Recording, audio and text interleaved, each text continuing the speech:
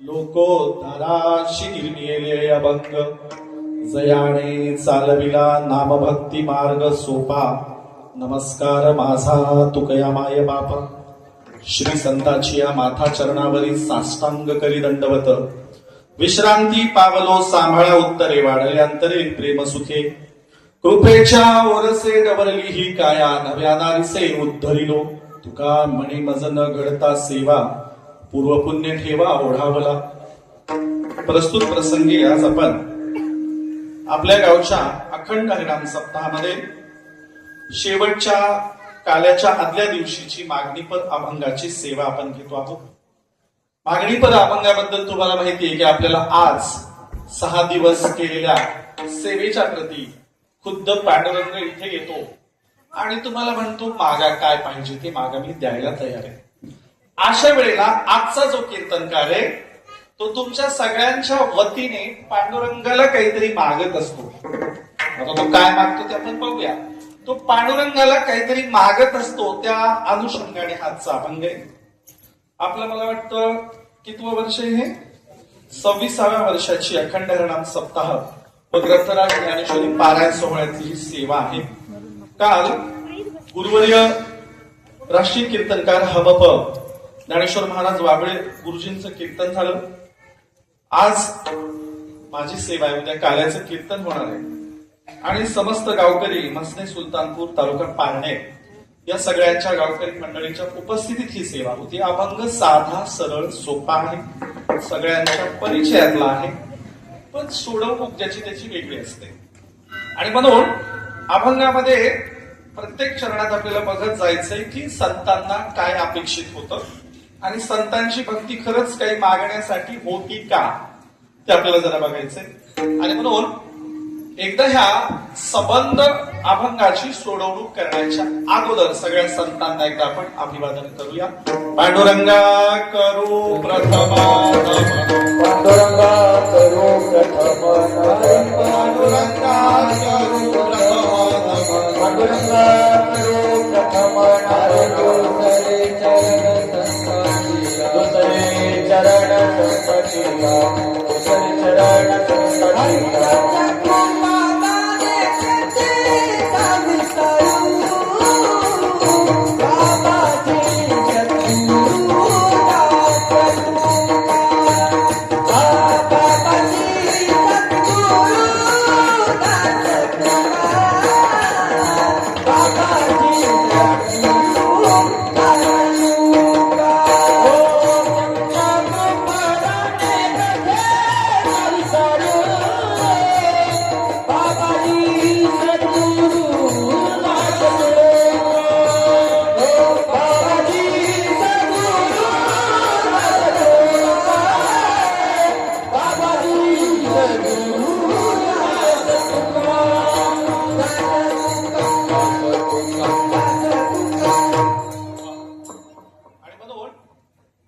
संत नामदेव असो तुकोबर असो कोणतेही संत असो त्यांच्याकडे पांडुरंग गेला आणि म्हणाला की तुम्ही आमची एवढी भक्ती करता, एवढं सगळं तुमचं पुण्य आहे, काहीतरी मागा.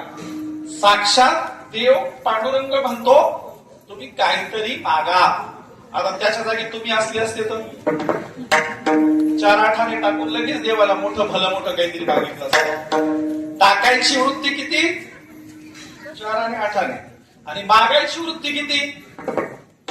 4-5 पिढ्यांना सरणार नाही एवढं. आता संतांच्याकडे तर न बोलवता देवाला न बोलवता पुंडलिकाने बोलवलं होतं का? न बोलवता पुंडलिकाने न बोलवता आला आणि म्हणाला हे पुंडलिका तुझं पुण्य इतकं ग्रेट आहे, आई वडिलांची सेवा करतो, माग तुला पाहिजे ते द्यायला तयार आहे. पुंडलिकाचा आदर्श संतांनी घेतला. पुंडलिक म्हणाला हे बघ देवा तोंडातून शब्दही काढायला वेळ नाही, तू पाठीमागे उभं राहून मग तो मान वळून बघा. अरे मान सुद्धा वळून बघायला वेळ नाही, काही मागणार नाही. देव म्हणाला तू मागितल्याशिवाय जाणार नाही. पुंडलिक म्हणाला बघू तू माझं मन किती काळ वळवतो ते बघू. तुर्तास ही वीट घे आणि विटेवर उभा राहा. पाठीमागे न बघता एक वीट फेकली आणि त्या विटेवर किती युगांपासून उभा आहे? आरतीत म्हणतो आपण युगे 28 युगापासून कुणासाठी? पुंडलिकासाठी. कशामुळे? काहीच न मागितल्यामुळे. समजा ताबडतोब तेव्हाच पुंडलिकाने मागितलं असतं तर काय झालं असतं? एखादं आढळ पद मिळालं असतं, स्वर्गात कुठेतरी स्थान मिळालं असतं. पण चंद्रभागेच्या वाळवंटात तुम्हाला पंढरपूरचा पांडुरंग बघायला मिळालं गेला असतं. तो मला याचं बी काम झालं, आपलं बी काम झालं, चलो निकल जाऊ. काहीच न मागितल्यामुळे पुंडलिकाच्या मुळे तुम्हाला पांडुरंग बघायला मिळाला. आता संतांची वेळ आली. संतांच्या समक्ष पांडुरंग उभा आहे.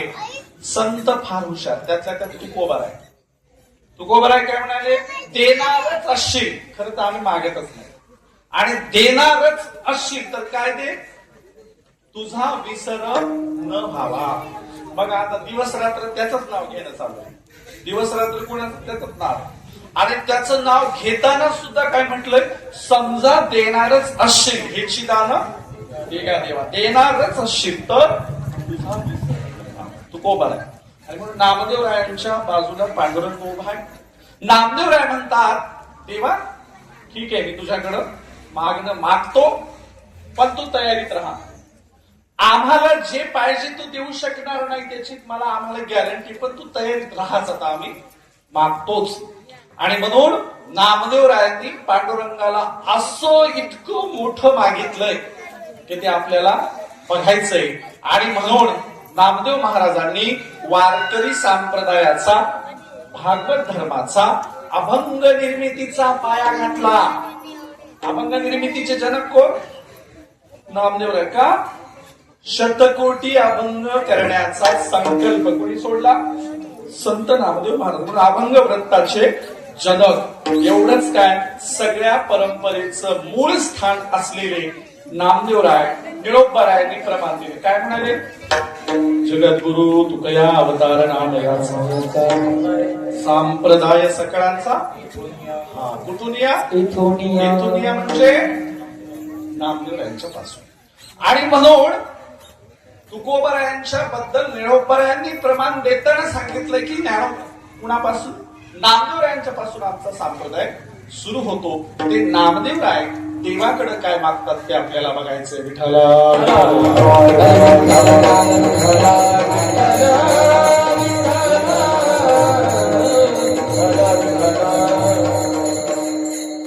आपल्या आजच्या सेवेसाठी पारनेरवरून संत साहित्याचे अभ्यासक आमचे गुरुवर्य सय्यद रफिक पारनेरकर साहेब आलेले आहेत. श्रीगोंद्यावरून यांची आज भेट होऊ शकली नाही म्हणून ते माझ्या भेटीसाठी ऍडव्होकेट बोरुडे साहेब आलेले आहेत. संत साहित्याचे शीख धर्माचे अभ्यासक माझ्यासोबत नांदेडवरून, बारडवरून केतन देशमुख आले. आणि अत्यंत लेखक, साहित्यिक, अत्यंत गुणी व्यक्तिमत्व, कीर्तनकार, प्रवचनकार कृष्णा घोलप इथे आपल्या टाळकऱ्यांमध्ये उभे आहेत. आणि अशा अत्यंत टाळकरी, माळकरी आमचे जय गायकवाड आहेत, संतोषजी बाबळे आहेत, गावचे सरपंच साहेब आहेत. आणि या सगळ्या तुमच्या सगळ्यांच्या उपस्थितीत आपल्याला नामदेव राय काय मागतात ते बघायचे, त्यांची एकूण मागणी काय ते बघायची. मुळात संतांनी अगोदर जाहीर करून टाकलं, हे बघ देवा, आमची भक्ती स्वार्थासाठी नाही, आम्हाला काही पाहिजे नाही. आणि आम्ही काही तुझ्या नावाला लागलो तर आमच्या पदरात काही पाडून घ्यायचे म्हणून का काय? आम्हाला काहीच नको. ज्या दिवशी सगळ्या संतांनी ठरवून टाकलं याला काहीच मागायचं नाही, त्या दिवशी संतांचं पारड जड झालं, जड. म्हणून कबीर काय म्हणाले? गुरु गोविंद दोहू खडे टाके लागू पाय. कोणाच्या पाया पडलं पाहिजे? गुरु आणि देव उभा असेल तर. गुरु आपणो गोविंद दियो बताय. कोणाच्या पाया पडायचं? गुरुच्या पाया पडायचं, ज्याच्यामुळे देव बघायला मिळाला. आणि म्हणून नामदेव रायांनी संतांनी जेव्हा जाहीर केलं तेव्हा तुझ्याकडे काहीही मागण्यासाठी ही भक्ती करत नाही, आम्हाला काही पाहिजे नाही तुझ्याकडे. त्या दिवशी संतांचं पारडं इतकं जड झालं की माझी जनाबाई त्याला रागवू शकते, त्याला भांडू शकते. काय म्हणते जनाबाई? अरे अरे विठा, मूळ मायेच्या शिव्या देऊ शकते. आणि म्हणून जनाबाई पांडुरंगाला शिव्या देण्याचं धाडस काय ठेवते? कारण तिला काही पाहिजेच नाही. मला काय आढळपद पाहिजे का? स्वर्गात जागा पाहिजे काय? बंगला पाहिजे का? गाडी पाहिजे? आम्ही आमची भक्ती करणार. आणि म्हणून नामदेव रायांच्याकडं पांडुरंग वारंवार विनंती करतायत, नामदेवराया तुम्ही काहीतरी मागा आणि मग नामदेवराय काय मागतात ते अभंगाच्या पहिल्या शब्दात. अकल्प आयुष्य अकल्प आयुष्य अकल्प आयुष्य भविष्या तुला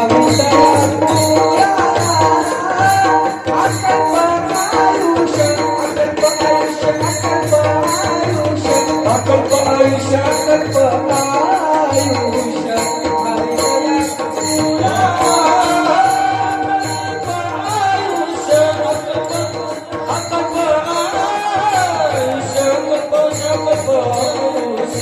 आयुष्य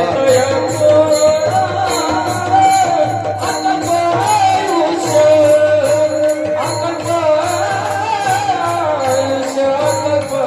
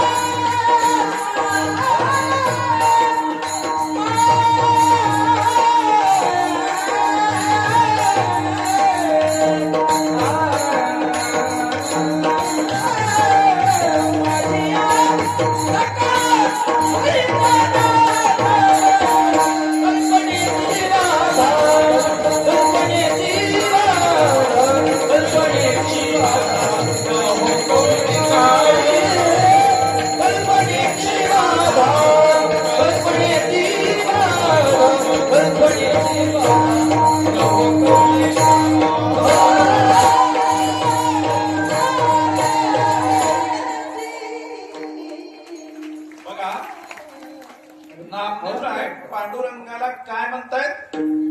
देवा चल मागतो बघू आता तू आमच्या पदरात काय टाकू शकतो. काय म्हणाले पहिल्या वाक्यात पहिल्या चरणाच्या यात एक शब्द वापरलाय कोणता? अकल्प आयुष्य. तुम्ही लय खुश झाले असतील. तुम्ही म्हणता डॉक्टर साहेब सांगतात 60 वर्षाचं आयुष्य. आयुष्य आता किती वर्षाचं आहे? 60 वर्षाचं आहे. नामदेवराय तर केवढं मागतायत? अकल्प. आता अकल्प म्हणजे किती आणि कोणतं आणि कसं? तर एका साध्या प्रश्नाने सुरुवात करू. तुम्ही आता ज्या घरात राहता त्या घरात 200 वर्षापूर्वी कोण राहत होतं माहिती? तुम्ही आता ज्या घरात राहता त्या जाग्याची 7-12 500 वर्षापूर्वी कोणाच्या नावाने होती माहिती? पण नरसीमध्ये 700 वर्षापूर्वीच एक घर आहे ते आताही सांगू शकतो कोणाचं आहे. देहूमध्ये 400-450 वर्षापूर्वीच एक घर आहे ते आताही सांगू शकतो कुणाचं आहे.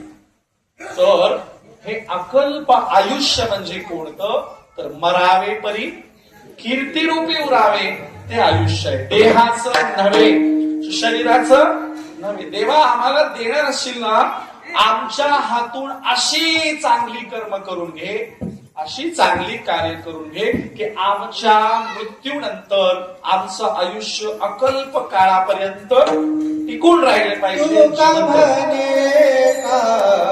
मरणाची सारे तू का म्हणे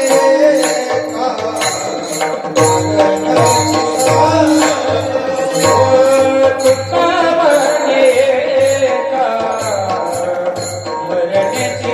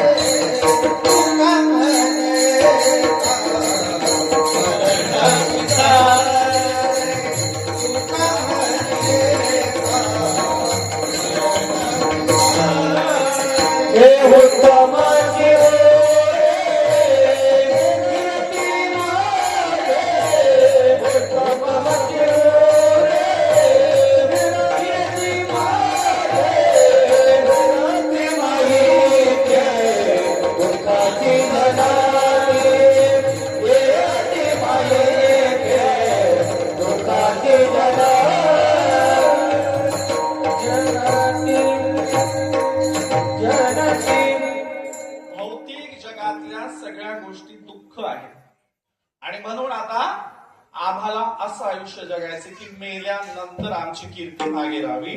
त्या अर्थाने इथे अकल्प आयुष्य हा शब्द आहे. त्याचा अर्थ शरीराचं वय नव्हे, त्याचा अर्थ चांगल्या कामाचं वय.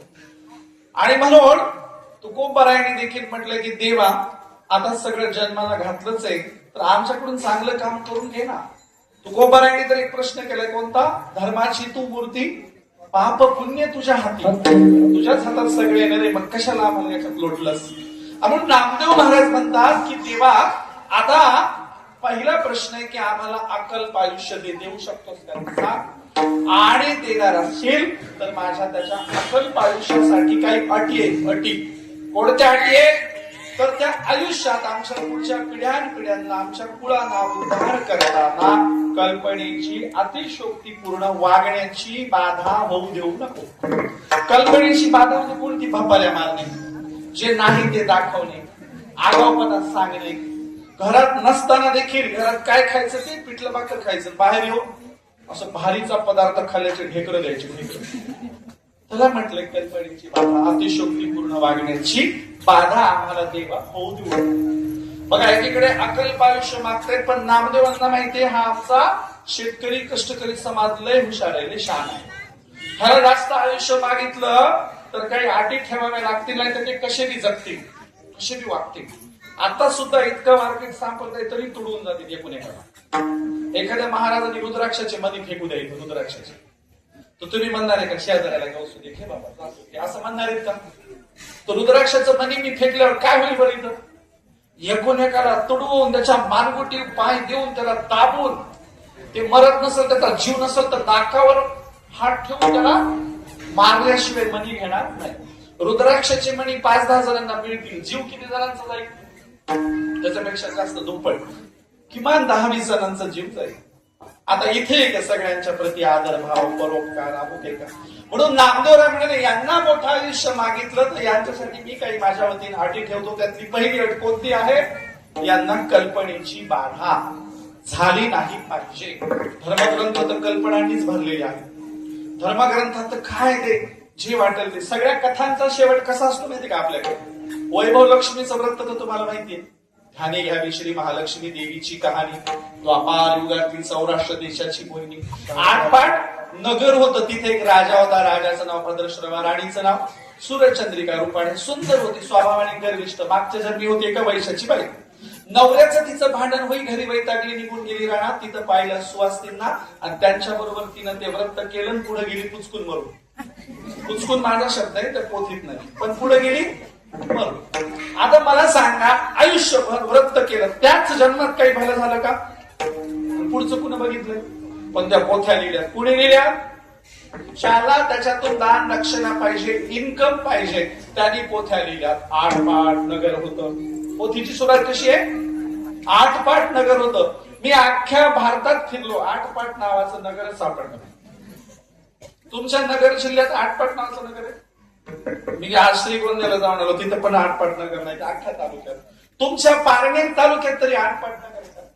अख्ख्या महाराष्ट्रात बरं ठीक आहे 8 पाट नगर, त्याच्या तालुक्याचा पत्ता नाही, त्याच्या जिल्ह्याचा पत्ता नाही. कथेची सुरुवात कशी? 8 पाट नगर होतं. अख्ख्या देशात कधी भद्रश्रवा आणि सूरचंद्रिका राजा राणी जन्माला आलेले नाही, पण काय पण पोथ्या चालल्या. म्हणून नामदेव म्हणजे असल्या कल्पनेची बाधा आम्हाला झाली नाही पाहिजे. कोणत्या कल्पनेची? खायच्या काही पण द्यायचं, लुटायचं लोकांना. तेरे हरी पलंगावर देवबापाच्या एका ठिकाणी कथा सुरू होती. कथा आणि देवबापाने कथेत सांगितलं, काय सांगितलं? सटीचा महिना आहे, वांग खाऊ नये. तुमच्याकडे सटच म्हणतात ना, सटीचा महिना आहे म्हणजे वांग खाऊ नये. पुराणात निघाले वाचता. देवबापा गेले घरी दुपारी, पोथी संपल्यावर, आणि पोथी संपल्या बायकोला म्हणजे जेवायला वाढ म्हणजे भूक लागली. बायकोने पटकन ताट आणलं, वाढलं. त्या ताटात नेमकी भाजी कशाची होती? वांग्याची. बायको म्हणली माय चुकलं माय, परत ताट घेऊन घरात जायला लागली भाजी बांधायला. तेव्हा बोलले का ताट वापस घेऊन का चालली? ती म्हणली कशाला? वांग्याची भाजी. मग काय झालं? अहो मी पोथीला आलते, दुपारीच तुम्ही म्हणतात सटीचा महिना आहे, वांग खाऊ नये. देवबाप्पा म्हणले पुराणातली वांगी पुराणात. काय म्हणले? ते आम्हाला आचरणात आणायला नसतं, ते तुमच्या डोक्यावर बिगवायला असतं. आणि नामदेव म्हणाले असल्या कल्पनेची बाधा आम्हाला नको देवा. कोणतं दे? आम्हाला जे अनुभवाला येईल आम्ही ते जनतेला सांगणार आणि जनतेचा उद्धार करणार. अनुभव आले अंगा तुया जगात कसे, आमच्या हृदयाला आमच्या देहाला जे अनुभव येतील ते आम्ही जगाला देणार. काय म्हणाले संत? संत म्हणाले धर्मग्रंथांचं अवडंबर आम्हाला पेलवणं होणार नाही.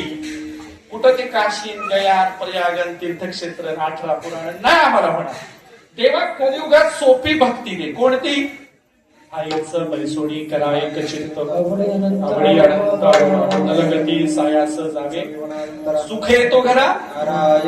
तेव्हा अशी भक्ती दे की आम्हाला काशीला जायची गरज पडली नाही, आम्हाला ते पुराण 18 पुराण वाचायची गरज पडली नाही. नुसतं तोंडातून वाकडा जरी शब्द आला मरा मरा मरा वाकडा जरी शब्द आला तरी आमचं भलं झालं पाहिजे एवढी सूट आम्हाला दे.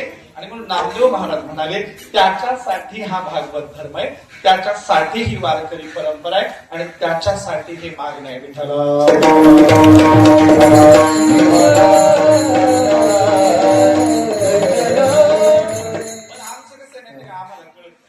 इतकं सांगून झाले. तुम्हाला काही माहित नाही का किती वर्ष झाले? 23 का 26 वर्ष. 26 वर्षात एकविध भक्ती सांगितली का नाही? सांगितली. नामस्मरणाची सांगितली का नाही? सांगितले. नामस्मरण हरिपाठ तर रोज म्हणता की, पण तेवढं करूनही तुमच्या ढाळसामध्ये तुमचाच विश्वास आहे का तुमच्या देवावर? या साईडला ना शाकाहारी असते या साईडला आणि या साईडला मांसाहारी असते. ती काली ती दुर्गा ढाळसत लावलेली असते आणि तुम्ही झोपी गेली की त्यांचे भांडणं होते. त्यांचे भांडणं काय असतात? अरे हे जे गिराईक आहे ना आपले फोटो लावले ते नेमकं तुझ्या पंथाचे का माझ्या पंथाचे? एकीकडे ते संत मंदिर नाही नाही आहो ते फार वारकरी ते पंढरपूरला येते. ती महाकाली म्हणते नाही नाही ते बकरं बी कापते. तिकडे त्या आमच्या देवीला बी येते. आणि म्हणून संत म्हणाले होते एकविध भक्ती करा. संत म्हणाले होते एका जागी बसून नामस्मरण करा. आम्ही ऐकलंय का? आम्ही पळवाटा काढलेले. एक जणांचं काय झालं? बायको मेली, लई कसाक बायको होती. अशी नवऱ्याला त्रास द्यायची, खूप त्रास द्यायची. मेली योगावर हटक झाला. नवरा लई खुश झाला पण त्याला सांगता येणार खुशी कशी दाखव. बायको मेली मग त्यानं रडायचं नाटक केलं. मोठ्याने रडायला, छाती पडू पडू रडायला. लोक म्हणले बायकोवर किती प्रेम होतं बघायचं. रडायला तर आतून रडायला थोडं ते आतून खुश आहे बरं झाली मी लई त्रास द्यायची. आणि काय झालं एका झाडाखालून आपलं ते प्रेत चाललं होतं.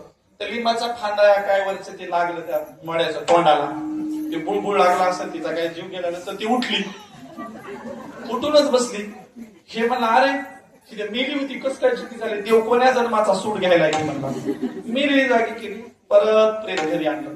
आणल्याच्या नंतर मग आता लोकांच्या समोर म्हणायला लागला बरं झालं चिती झाली. तिच्या तोंडावर हात फिरवायला लागला. आणि थोड्या वेळाने मग ते जरा असं काय जीव राहिला असेल काय असेल तिला खर्च हाटा आला. आणि थोड्या वेळाने पुन्हा मेली. मेल्यावर पुन्हा तिरडी करकचून बांधली. पुन्हा तिरडी मसनवाट्याकडे निघाली तर छाती पडू पडू सांगायला त्या लिंबाच्या झाडाखालून घेऊ नका म्हणायला. काय म्हणायला? लिंबाचं तिकडून घ्या मला पलीकडून घ्या. कशामुळं? परत लिंबाचा पाला तोंडाला लागला चिती झाली तो काय करायची? असे हो आम्हाला ना विठ्ठल दिलाय, नामस्मरण दिलंय, तरी आमचं काय चाललंय? दुसऱ्याच मड्याच्या मागे दुसरंच करायचं. आम्हाला दुसरंच आम्हाला आमचा संप्रदाय नीट समजून घ्यायचं नाही. संत म्हणाले उत्तरेकडची कोणतीही परंपरा आम्हाला नको. वाराणसी गया पाहिली द्वारका परिमळे तुका पंढरीच्या लोका नाही अभिमान. पाया पडे जन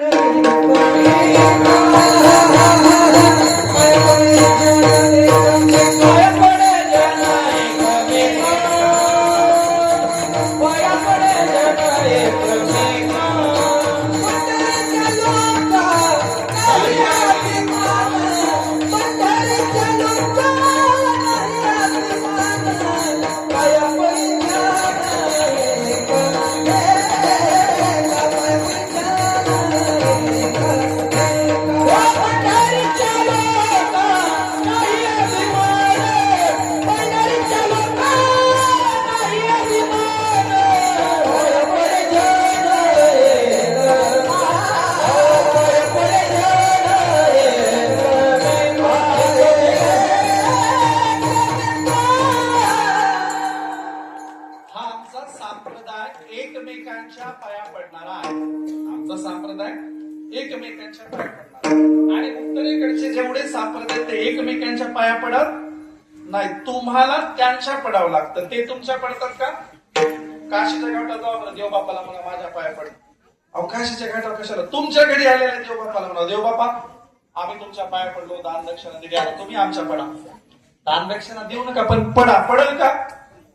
अहो सकाळी सकाळी मंदिरामध्ये आमची वृद्ध वयस्क मंडळी पहाटे 5:30ला 4ला उठतात, आंघोळ करतात, पूर्ण स्वच्छ रोज धुतलेले कपडे घालतात. महिन्याला धुतलेलं सवळ नाही घालत, रोज धुतलेले कपडे घालतात, लाकडा म्हणतात आणि सकाळी मंदिराच्या पायरीवर बसलेले असतात.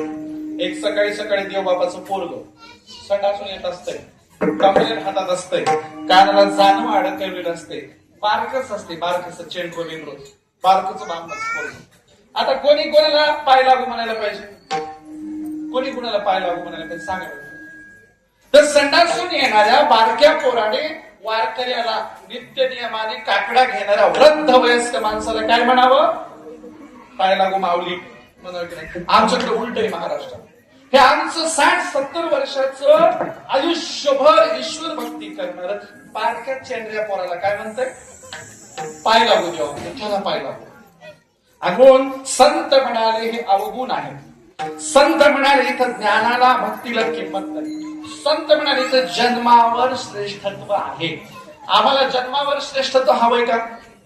न पाहे येथे या कुळाचा विचार, या कुळाचा इथे विचार सगळ्यांशी येथे कलियुगी उतार हरीच्या नावे.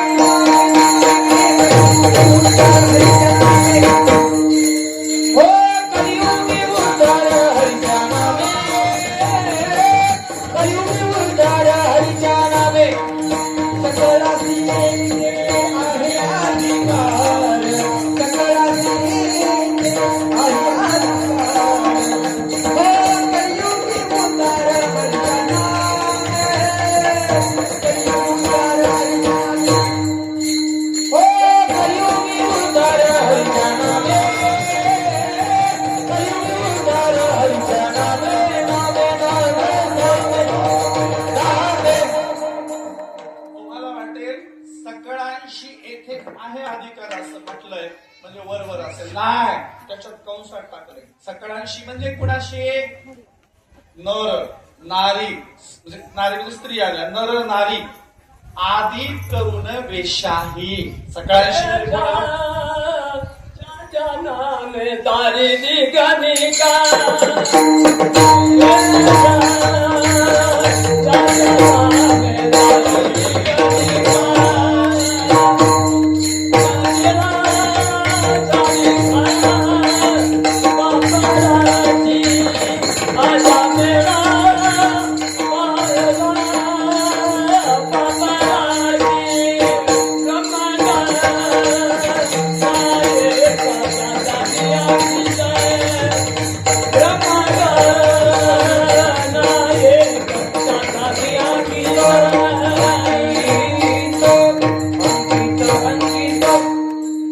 आजामेळा अस्पृश्य होते. आजामेळ्याचा उल्लेख आला, अस्पृश्य होते. गणिका म्हणजे कोण?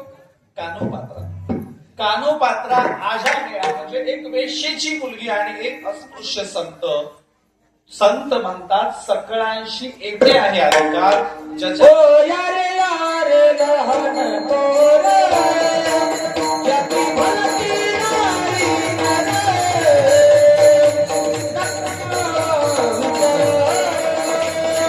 नरदेची भावनाची. ओ यारे यारे लहान पोर. याची भलती नारी नरे. ओ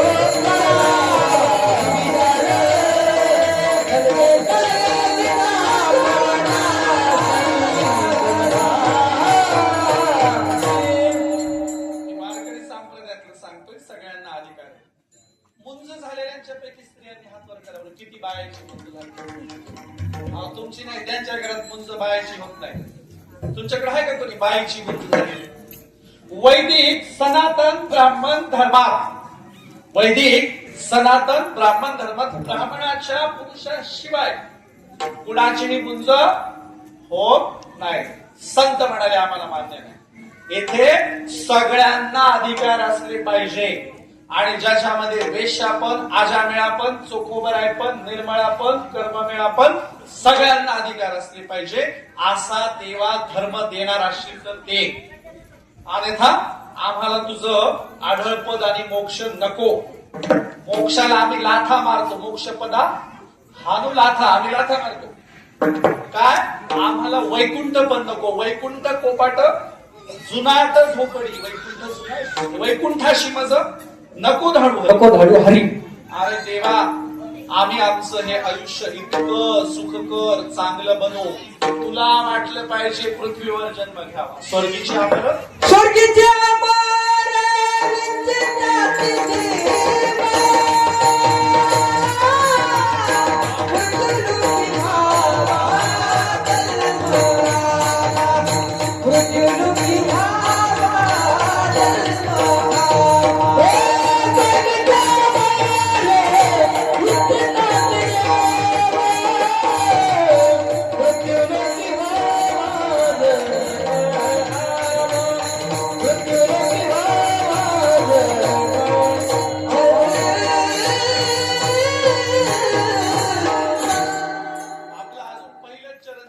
नामदेव महाराज विठ्ठलाला म्हणतायत. काय म्हणतात? देवा देणार असतील तर सगळ्यांना सामावून घेणारा धर्म.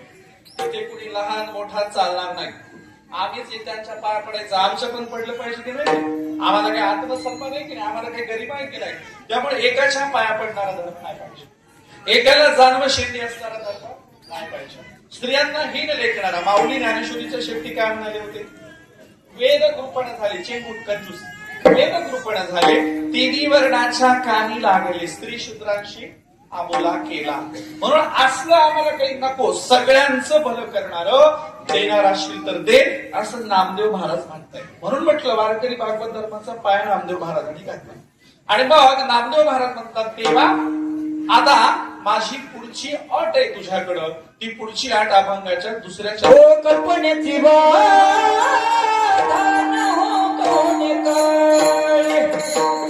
कल्पनेची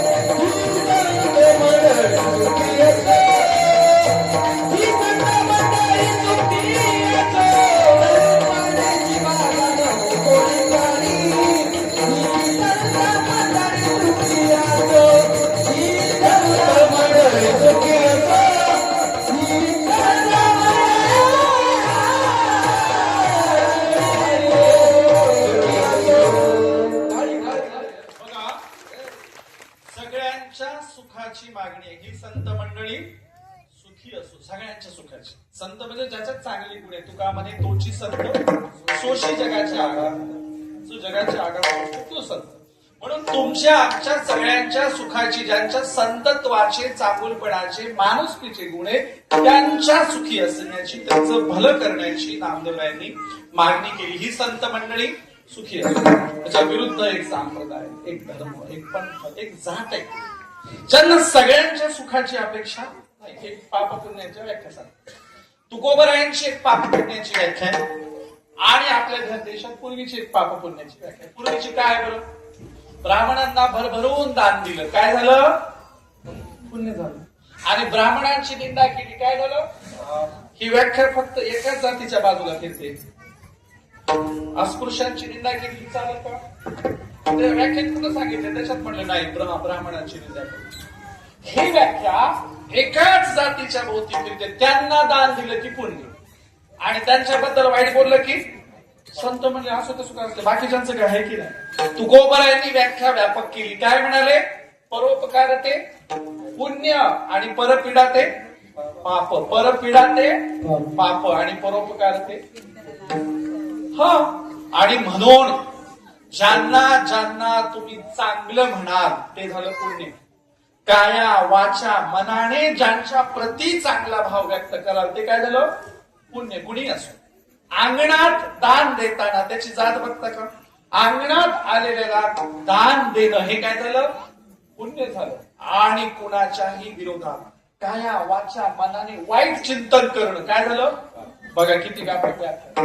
पाप पुण्याची व्याख्या तुकोबारायांनी व्यापक केली, तसं संतत्वाची व्याख्या नामदेवरायांनी व्यापक केली. ते म्हणाले, देवा ज्यांच्या ज्यांच्यात माणुसकीचा अंश आहे, जे सगळ्यांना समान मानतात, जे सगळ्यांच्या एकमेकांच्या पाया पडतात, अशा सगळ्या संत मंडळाला दीर्घायुष्य लाभू दे, त्यांचं भलं होते. तेव्हा माझं आयुष्य त्यांना देऊन टाक. पण कुणाला? चांगलं वागणारे, कागड्या करणारे, कुचाळ्या करणारे, दुसऱ्याची निंदा करणारे, भांड लावणारे, त्यांना अकल्प आयुष्य मागितले का?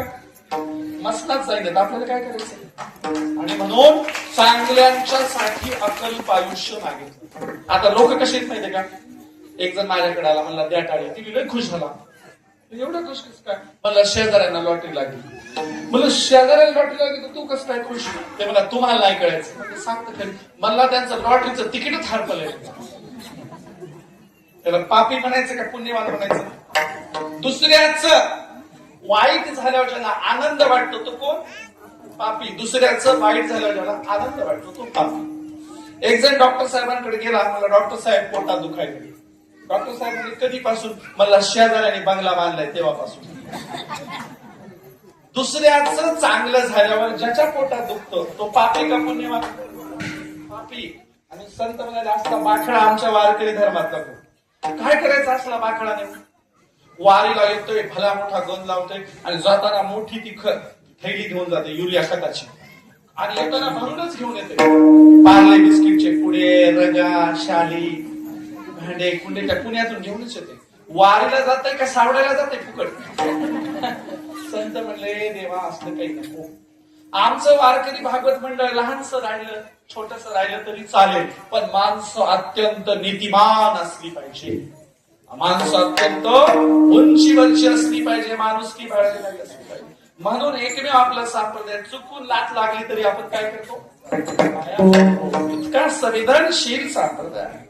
आणि म्हणून ती संवेदनशीलतेचा पाया संत नामदेव महाराजांनी घातला आणि सगळ्या संतांना माणुसकी शिकवली, सगळ्यांना चांगलं वागायला शिकवलं. जीवन कसं जगायचं नामदेव महाराज शिकवलं. आम्हाला किती सांगावं? तुम्हाला काय वाटतं? मी सांगितलं फरक पडणार आहे? दुसऱ्या दिवशी सकाळी उठल्याबरोबर तोंडाचा फटा सुरू, काही कळत नाही मला. काय एक म्हातारी डॉक्टरकडे गेली. डॉक्टर साहेबांना म्हणले, डॉक्टर साहेब माझी टाच दुखायली. डॉक्टर साहेब म्हणले बघू. ती बघितली टाच वरून काही दिसेना, सुजली नाही, काहीच नाही. काही डॉक्टर साहेब म्हणजे असं काही कळना म्हणले, त्याचा एक्सरे काढावा लागतो. एक्सरे म्हातारीला कळत नाही. पुन्हा डॉक्टर साहेबांच्या तोंडाकडे बघायचं. डॉक्टर साहेब म्हणजे आजी एक्सरे काढावा लागतो, तरी कळना. मग त्यांनी कंपाऊंडरला बोलवले. म्हणजे इकडे तिला सोप्या भाषेत सांगितलं, कळना. मग कंपाऊंडर म्हणला, आजी पायाचा फोटो काढावा लागतो. फोटो. तुम्ही माय डॉक्टर साहेब आधी सांगितलं असतं तर चैन नसते का घालून आले? डॉक्टर साहेब म्हणले, वरच्या चैनाचा नाही, मधल्या हाडाचा फोटो काढायचा. कळतच नाही. आणि म्हणून संतांनी जगातली साधी सरळ सगळ्यात सोपी भक्ती, यापेक्षा सोपा भक्ती मार्ग आहे का दुसरा? सांगा मला सोपा. आता इतक्या सोपा मार्ग देऊन सुद्धा काशीला जाणार आहेत की नाही? काशीला काशी करून किती, काशीला काशा करून घ्यायला किती किती जण गेले? हात वर करा बघा. इतक्या काशी करून आले. काशी करण्याचा अर्थ कळतो ना? काशी करण्याचा अर्थ कळतो का नाही? हरिपाठात म्हणतात, सर्वागटी राम सूर्यप्रकाश सर्वागटी राम देहादेही एक. ज्याप्रमाणे सूर्याचे करोडो सहस्त्र किरण पृथ्वीवर येतात त्या प्रत्येक किरणात कोण असतो? राम सामावलेला असतो, राम. आणि तरी आम्हाला अयोध्येतला रामच दाटी वाटी लूट लूट होईपर्यंत तेच बघायला जायचं. तुमच्या गावात राम नाही का? तुमच्या गावात आमचे संत म्हणले आमच्या कामातच राम आहे. संत काय म्हणले? आमच्या कामात राम आहे, कामात. आणि तुम्हाला ते बघायला जायचं जिथं तुम्ही दिलेले पैसे सुद्धा ठेवले जाते. आणि म्हणून संत म्हणाले आमचा ईश्वर निर्गुण निराकार आहे. म्हणून काशीला जाऊन काशा करून कशाला घेतात? गावात दोन बायाचे भांडण लागले ना, दोन बायाचे. एक बाई दुसऱ्या बाईला काढते, थांबा याची एका दिवशीच्या काशात काढते. काशा काढणं म्हणजे बर्बाद करणं. आमच्याकडे शेतातल्या टाकाऊ गवताला पहिला पाऊस पडला की आम्ही गवत वेचतो, त्याला काय म्हणतात? काशा वेचणे. बघा, महाराष्ट्राच्या संस्कृतीने शेतातल्या टाकाऊ गवताला कशाचं नाव दिलंय? शेतातल्या टाकाऊ गवताला. तरी आम्हाला त्या काशीच्या घाटावर जाऊन शिव्या खाऊन यायच्याच. त्या काशीच्या घाटावर जाऊन त्या आगड बंब देवदूताचा मार खाऊनच यायचं. आमच्याकडची क्रुझर गाडी गेली तिकडं पिंडदान करायला. गेल्याबरोबर त्या घाटावरचं गिराईक बघितलं, महाराष्ट्राचं धोत्रावाला गिराईक. त्या देवबाबा म्हणला ती गाडी जिंकली मला क्रुझर. ते आले यांच्याकडं. किती होतील म्हणले? 25,000 रुपये. ते सगळे ते महाराष्ट्रीयन आलेले आमच्याकडचे लोक म्हणले अहो सगळ्यांचे पैसे घेतले तरी 25,000 आम्ही देऊ शकत नाही, तेवढी रक्कमच नाही. 15,000 करत असाल तर सगळे किती करा. ते मला दाखवून जायचं ते नाही. हे सगळ्या घाटावर फिरून आलं. ते म्हणले त्यांना अगोदर जिंकलंय, आमची युनियन आहे म्हणला देवबापा लोकांची युनियन. ज्यांना आधी जिंकलं गिराईक त्याचं. शेवटी सगळे आले, 25,000 रुपये दिले. त्यांनी काय ते खुर्चीवरचा पहिला फोटो काढतात आणि तुमचा फोटो ठेवतात. ते विधीचं सामान तेच असतं, ते पिंड तेच असते. कोणाची म्हातारी कोणाचं म्हातारा मेलेलं सामान एकच असते. मग ते विधी झाले. ते म्हणले हे पिंड घ्या, तिकडे जा, ते त्या रांगेत लागा, त्या कुठं अजून पाण्यात पिंड येतं त्या पिंडाला हात लावा, तुमचं तुमचं करा म्हणजे उचला झाली पूजा. हे त्या गर्दीत गेलं, त्या महादेवाचे लिंग आहेत, पिंड आहेत त्या पाण्यात, त्याला हात घालून ते पकडायचं होतं, त्या हात घालून दर्शन घ्यायचं होतं. मागून जी गर्दी होती, जे तोंडावर पाडलाय, जे लोकांनी पुतलाय, जे लोकांनी पाय दिलेत अंगावर, कोणी मानव पाय दिलाय, कोणी पोटा पाय दिलाय. आता इकडे गावकरी बसले सगळे. हे गावातलं सगळ्या श्रीमंत कसं सांगा, आलो आपलं वाकडं तिकडं चलत. लोक म्हणजे काय झालं? काय झालं? मोकळं दर्शन झालं, मोकळं. गावात येऊन पण सगळे म्हणजे गाव काशीला गेले, ते आरवाडी गेले, म्हणजे यात्रा नाही काय नाही. दर्शन कसं झालं? त्या गावभर म्हणायला लागला मोकळं दर्शन झालं. दर्शन मोकळं नाही झालं. कसं मोकळं? संत म्हणाले अरे कशाला जातात? संत म्हणाले अख्खी काशी कुठं आहे? तुका म्हणे माई बापे अवघी देवाची सोय. काय सांगितलं काशीबद्दल? तुकाराम महाराजांनी अत्यंत सुंदर अभंग लिहिला आणि सांगितलं माय बाप केवळ, माय बाप केवळ काशी.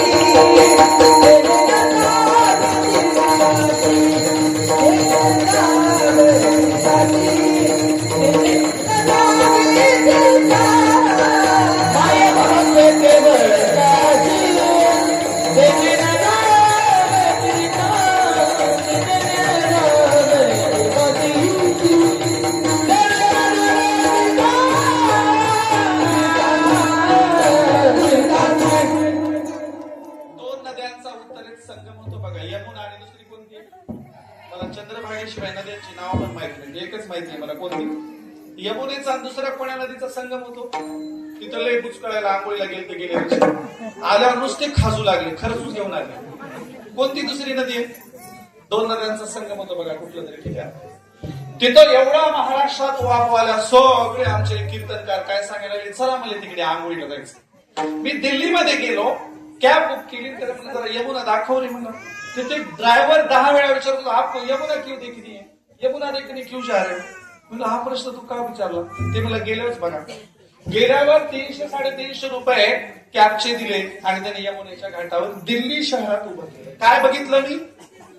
यमुना नदीमध्ये नुसतं काळं बेदाड आहे, बेदाड. काय? चिखल काळा. कशाचा? सगळ्या दिल्लीचं सोडलेलं सांडपाणी, सगळ्या दिल्लीचं संडासचं पाणी, सगळ्या दिल्लीचं आंघोळीचं पाणी कुठे? यमुनेमध्ये. आणि ही यमुना तुम्ही जिथे आंघोळीला जाता तिथं जाऊन मिळते बरं का. कुठं मिळते? तुम्ही जिथे आंघोळीला जाता तिथं ही दिल्लीतली यमुना त्या 2 काही ठिकाणाचं नाव मला मिळते. असे आमचे महाराष्ट्राचे लोक तिकडे मोठा कुंभ झाला त्या दोन नद्यांच्या संगमावर आणि त्या दिल्लीच्या बेंदाडात वाहून आलेल्या बेंदाडात आंघोळी करून आले गावात सगळ्याला खेटले. गावात ते तिकडून काशीहून तिकडून आल्यावर सगळे खाजवायला लागले. डॉक्टरला कळलं यांच्या गावात 7 कसं काय आली. मी म्हणलं मला माहिती डॉक्टरला नाही मला माहिती कसं काय आली. म्हणले ज्यांच्या गावात त्या यमुनेच्या घाण पाण्यात आंघोळीला गेलते त्या प्रत्येक गावात आग खाजवणारे माणसं आहेत. म्हणलं लिस्टच काढा कोण्या गावातले गेलते. अरे कशाला जायचंय वाचे म्हणता गंगा गंगा सगळं पापे. आर तोंडाने गंगा जरी म्हटलं ना इतकी सूड दिली तोंडानं तरी सगळ्या पापांचा काय होतो नाश होतो भंग होतो भंग. कशाला जायचंय. म्हणून संत म्हणाले कर्मकांडात अडकायचं नाही. संत म्हणाले नाना तीर्थक्षेत्रांमध्ये अडकायचं नाही. संत म्हणाले नाना देवी देवतांमध्ये अडकायचं नाही. बेताळे फेताळे जळू त्यांचे तोंड काढे. तुका म्हणे चित्ती धरा रुक्माईचा देवी संगाने नाना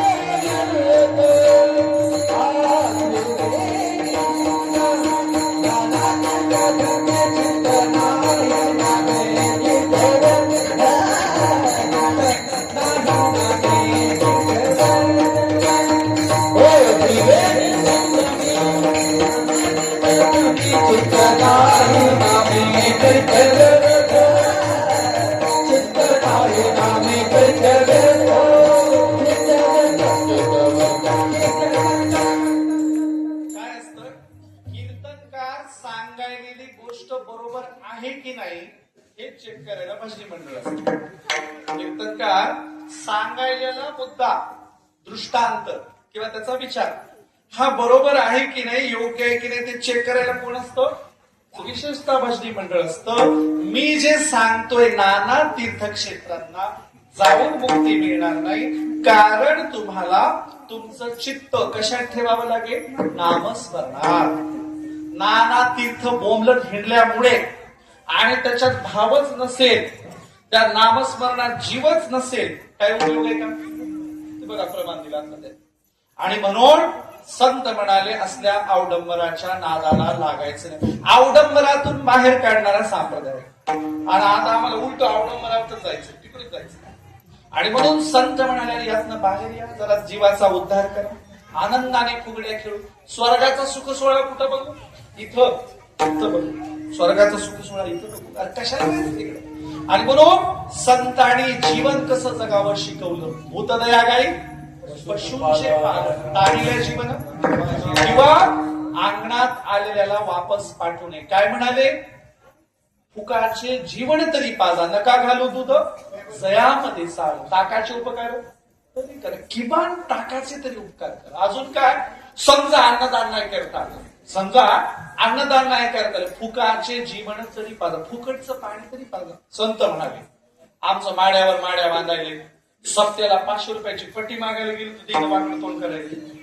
पुन्हा म्हणते फलाण्यानं दिली का लोक म्हणते दिली मग म्हणते त्याच चौक काय अरे तुझं दे ना काय करायचे.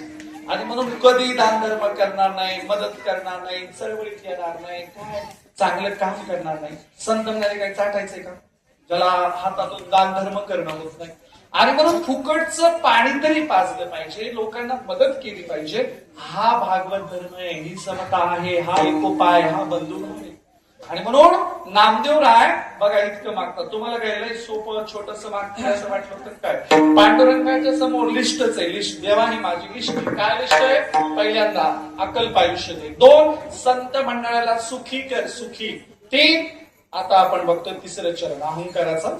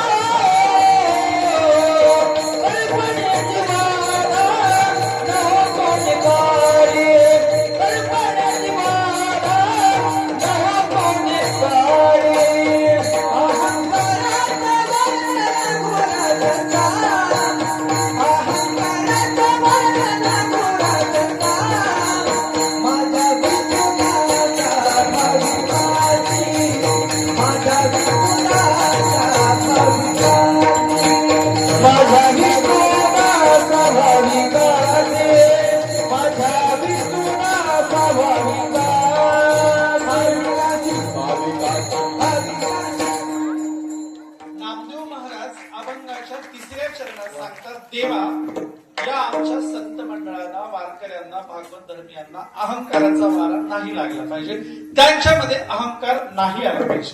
देवा असं आम्हाला वरदान दे, असं मागणं मागताना दान दे की त्यांना अहंकार नाही झाला पाहिजे. देवा म्हणलं ठीक आहे. नामदेव म्हणाले त्यांच्याच घरी जा बरं का तू. कुणाच्या घरी जा? ज्यांच्या घरात अहंकार नाही, त्यांच्या घरी बिलकुल जायचं नाही ज्यांच्याकडे अहंकार आहे. बघा देव ढोरं वाढायला गेला. कोणाच्या घरात गेला ढोरं वाढायला? चोखोबाच्या. देव बाळांपण करायला गेला. सोयराबाई. देव दामाजी पंतांचं कर्ज फेडायला गेला. देवाने सज्जन कसा या मास माळ्या सावते असं खुरपुला देव खुरपायला गेला, मास विकायला गेला. देव संस्कृतच्या चोपड्या लिहायला गेल्याच आहे का पुरावा? देव लिहायला गेला त्यांच्या घरी. का नाही बरं? का गेला नसेल त्यांच्या घरी लिहायला? वकील साहेब का बरं गेला नसेल? ज्यांच्या घरात अहंकाराने फुगलेले लोक असतात ना. तो गोबराय काय म्हणाले? बरे झालो देवा कुडमी केलो नसता, दंभे चिरस्तो मेलो, फुगून नेलो असतो. तेव्हा बरं झालं शेतकऱ्याच्या कुणबटाच्या घरात जन्माला घातलंस. त्यांच्या घरात जन्माला घातला असताना गर्वाने फुगून गेलो असतो. नामदेवांनी अट घातली, देवा सर्वात अधपती, सगळ्यात गरीब, सगळ्यात शूद्र, गावाच्या बाहेर सगळ्यांच्या घरी जा. सगळ्यांच्या घरी जा. कुणाच्या? ज्याच्या घरात अहंकार नाही. पण देवा माझं मागणं आहे, ज्याच्या घरात अहंकार आहे, गर्वाने फुगलेले, त्याच्याकडे पाऊल पण टाकायचं नाही. म्हणून अभंग आहे, पवित्र ते कुळ पावन देश. जेते हरचे दास जन्म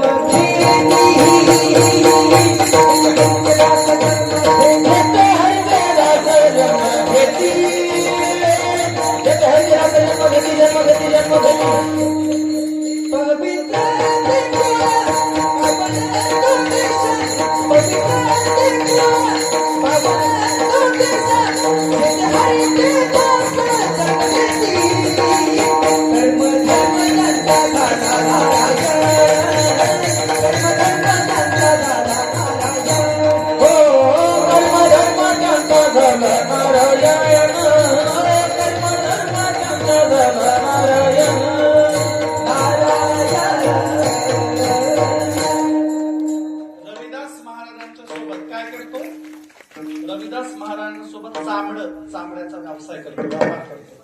आणि कबीरांच्या सोबत शेले विणतो. शेले चांभार चर्मकार असणाऱ्या रविदासांच्या घरी सडलेल्या कातड्याच्या चपला बनवू लागतो.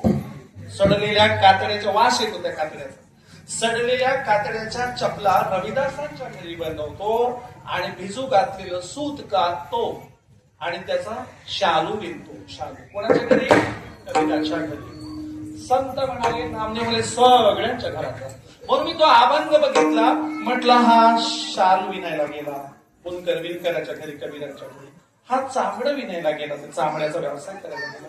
हा सज्जन कशाच्या सोबत तराजू घेऊन बसला मांस विकायला. हा सावतोबाच्या शेतात खुरपायला गेला, पण हा चोपड्यात न्यायला गेला. हा काही संस्कृतच्या लिखाण करणाऱ्याच्या घरी नाही गेला. म्हणून देव कोणाच्या घरी जातो? ज्याच्या घरात अहंकार नाही. देव कोणाच्या घरी जातो? ज्याच्या घरात प्रेमळ माणसं आहे. दयातीचे नाव दानचे पालन. ज्यांच्याकडे भूत मात्रा दया मात्रांवर प्रेम करणारी माणसं असतात. आणि म्हणून संत आमच्यातच झाले. हो, संत कोणात झाले? आमच्यात, बहुजनांमध्ये.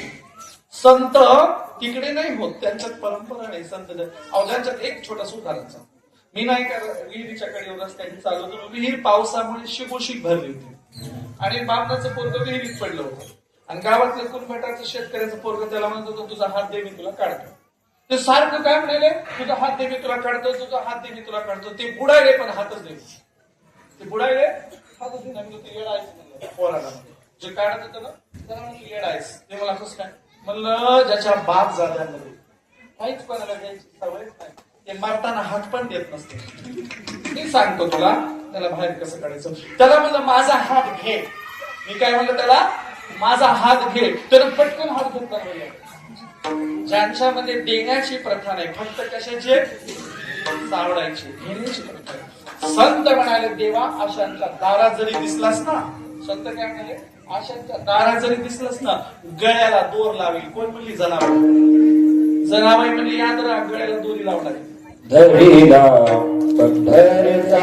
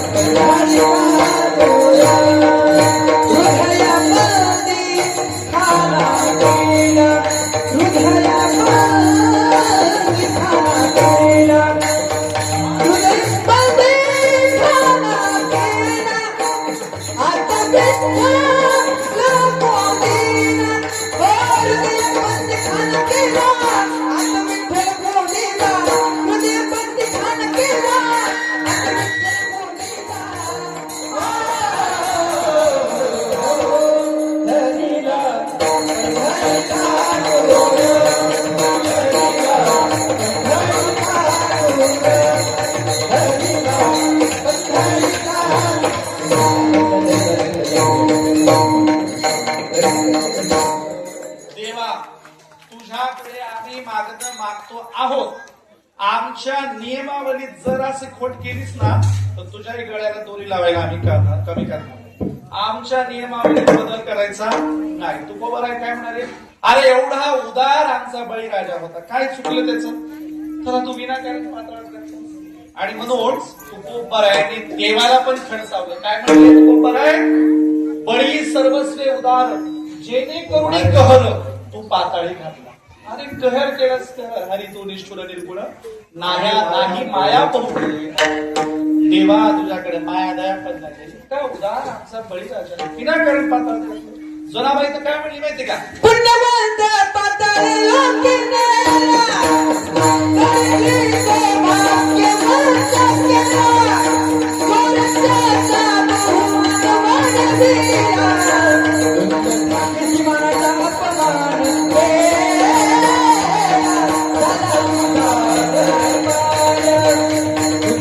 झाला तुझा दरबार,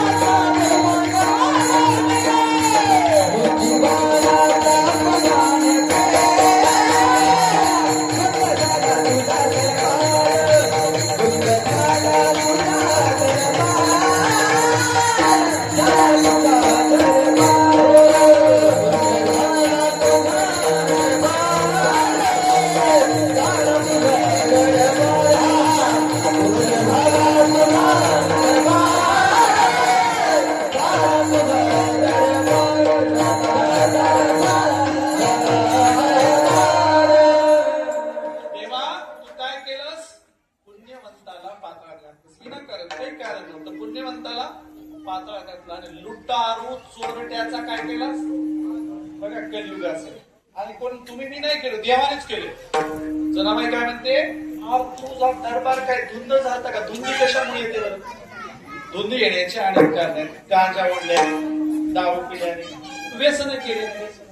जनाबाई म्हणते काय व्यसन केलंस का? काय तुझा दरबार काय धुंद झालता का? चोरट्याचा बहुमान केलास आणि एवढ्या विद्वान पुण्यवंताला पाताळ घेतलं. देवा तुझ्याकडे मागणं मागतोय, जे मागे केलंस ते परत करायचं नाही, आम्ही चालू देणार नाही. सगळ्यांना समता हवी, सगळ्यांचं भलं करू, सगळ्यांचा विकास करू. आणि पुराणाच्या बळीराजाला विनाकारण पाताळ घातलं, डबल ती वेळ आली नाही पाहिजे. म्हणून नामदेव महाराज रागारागाने म्हणाले, पतित पावन म्हणून आलो तुझी आता, पतित पावन नव्हेसी म्हणून जातो मागारा, झेंगट घेऊन हाटी तवंडी पेटवीन तिनी लोके आणि सांगे देवा तू पतित पावन नव्हेशी तू मोठा घातकी. देवाला घातकी का बरं म्हणलं? बळीराजाला पाताळ घातलं, घात लावला. घात कसा लावतात माहिती का? घात विचारा कोणी आपण धमकी आहे का? त्याला माहिती नाही काय. तू यायला त्यांच्या पद्धतीने आणि सगळे जण फाशी टाकतात, हल्ला करतात, घात लावतात आणि त्याला मारतात. बळीराजाचा यज्ञ अत्यंत चांगल्या पद्धतीने प्रजेच्या सुखासाठी चालला होता. प्रचंड पुण्य वाढलं होतं, शेतकरी संपन्न होते. म्हणून ज्योतिराव फुलेंनी बळीराजाची बाजू केली. काय म्हणाले?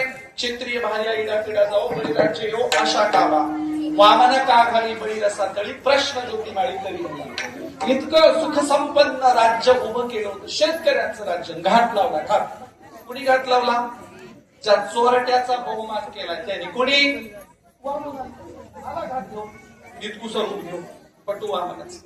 तो गुरु सांगतोय. काय नाव आहे गुरुचं? एक म्हण आहे बघा, झरीतला शुक्राचार्य. गुरु सांगतो, अरे बळीराजा त्या पुटक्याच्या नादाला लागू नको बरं. बळीराजा ह्या पुटक्याच्या नादाला लागू नको, तुला घात लावलाय. पण आमचा दानशूर बळीराजा अहो दारात कुणी आला तर वापस पाठवायची पद्धतच नाही. आला तो मला 3 पावलं जागा आहे. किती मागितली? बळीराजाला वाटलं 21 तारीख खूप आहे, लाखांची की जागा. दान देण्याच्या वेळेला बळीराजाने झरी घेतली आणि झरीतून पाणी टाकायला सुरुवात केली. पूर्वी शब्द कसा दिला जायचा? दान द्यायला सुरुवात केली. प्राण जाय पर वचन जाय. वचन दिलंय 3 पावलं जमीन द्यायची. पण तो बुटका वामन म्हणाला देवा विश्वास नाही तुझा. बळीराजा विश्वास नाही. पाणी सोड. पाणी सोडायला जेव्हा बळीराजाने झरी घेतली हातात आणि झरीतून पाणी सोडायला सुरुवात केली, शुक्राचार्याने लहान स्वरूप घेतलं कीटकाच्या कड्यातून आणि त्या झरीच्या नळीत जाऊन बसलं.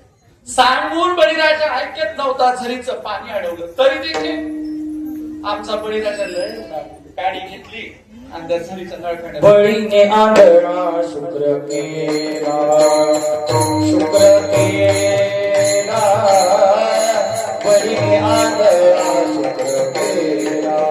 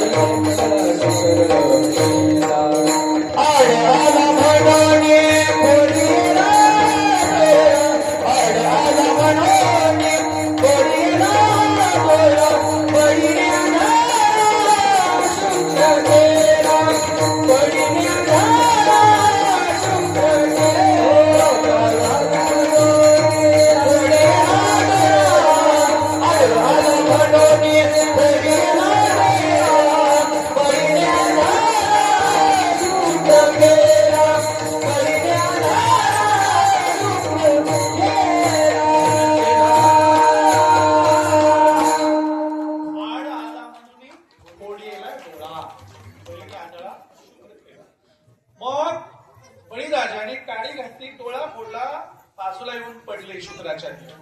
बळीराजाने ताप दिलं. त्या बुटक्याने मोठं रूप घेतलं. त्या बुटक्याने मोठं रूप घेतलं. पृथ्वी व्यापून टाकली, स्वर्ग व्यापून टाकला. बळीचं राज्य गिळंकृत केलं. म्हणजे बळीराजाच्या घराला भटबाधा झाली. कोणती बाधा झाली? भटबाधा. 2 बाधा असतात. तो तुम्हाला एकच माहितीये, भूतबाधा. तुम्हाला कोणती माहितीये? भूतबाधा. भूतबाधा एकट्यालाच होते, पण भटबाधा एकाच्या घराला झाली की अख्ख्या घराला होते. भटबाधा एकाच्या घराला झाली की एकाला झाली की अख्ख्या घराला होते. भूतबाधेनं एखादा माणूस दगावतो. भटबाधेनं पिढ्या आणि पिढ्या दगावतात. एकाच्या घराला झाली ना 3-4 पिढ्या मातीत घातल्याशिवाय दान धर्म गाई गुरं शेत नावच्या करून घेतल्याशिवाय ती जातच नाही. भटबाधा बघा, भूतबाधा जन्मल्याच्या नंतर लागते आणि मेल्याबरोबर संपते. भूतबाधा जन्मल्याच्या नंतर लागते, मेल्यावर संपते. भटबाधा गर्भ राहिल्याबरोबर लागते, जन्माच्या आधीच लागते. तुमचं पोरग मुळावर जन्मले, तुमचं पोरग मामाच्या मुळावर जन्म. मामाच्या काय जन्मते माहिती का? मामा श्रीमंत असेल तर मामाच्या आणि बाप श्रीमंत असेल तर बापाच्या. पोरग बाईच्या मुळावर कधीच जन्मत नाही का? तिच्या हातात काही नसते, बिचारी काय देणार आहे देव बापा? तर त्याच्याच मुळावर जन्मते जे गडगंज पैशावाला. म्हणून पोरग मुळावर. म्हणून भटबाधा जन्माला येण्याच्या अगोदर लागते आणि मेला तरी जात नाही. मेला तरी त्याच्या घराला लागले. म्हणून बळीने त्या बळीराजाला भटबाधा होण्यापासून रोखण्याचं काम कुणी केलं? शुक्राचार्याने. ऐकला नाही, केलं राज्य सगळं. म्हणून जनाबाई म्हणली आमच्या कपड्याचा बहुमान केला. आमचा दरबार, तुझा दरबार काय धुवून झाला? आमचा बळीराजाला पातळच नाही. नामदेव म्हणाले अपराधाविने बळी घातला पातळ. अरे अपराध कसं कारण पातळ घातला? म्हणून हे बघ देवा, कलियुगात आम्ही तुझी भक्ती करतो आहोत. आता आमचं हे सगळं मागण्यांचं पत्रक आहे. हे पत्रक तुला सादर करतो आणि इतिहासात पुराणात जे केलं ते डबल होऊ देणार. एकाही संतांच्या वाट्याला जातीभेद आला नाही पाहिजे. एकाही संतांच्या वारकऱ्यांच्या वाट्याला अवहेलना आली पाहिजे. कुणाचंच राज्य लुटलं गेलं नाही पाहिजे. कुणाची संपत्ती लुटली गेली नाही पाहिजे. आणि देवा तू तसं करशील तर आम्ही सगळे तुझ्या मागे हात घेऊन दौंडी पेटवणार. दौंडी की हा घोटकी. आणि म्हणून आधुनिक जगात संतांनी तुमच्या माझ्या कल्याणाची मागणी केली. शेवटचं चरण सोडायच्या अगोदर भजन करू. भजन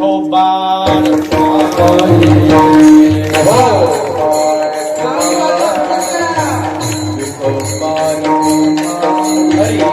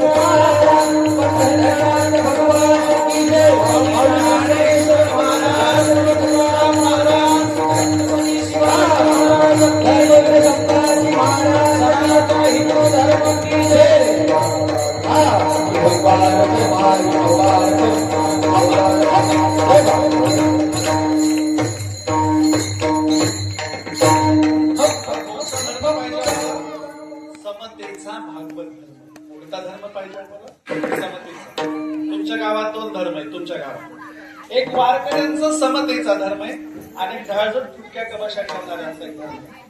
अस्पृश्यता पाळणाऱ्यांचा धर्म आहे, जातीभेद पाळणाऱ्यांचा धर्म आहे, पोड जातीत लग्न करणाऱ्यांचा धर्म आहे, दुसऱ्याच्या जातीचा हीन लेखणाऱ्यांचा धर्म आहे, कागळ्या कुसाळ्या करणाऱ्यांचा धर्म आहे. आम्हाला कोणता पाहिजे?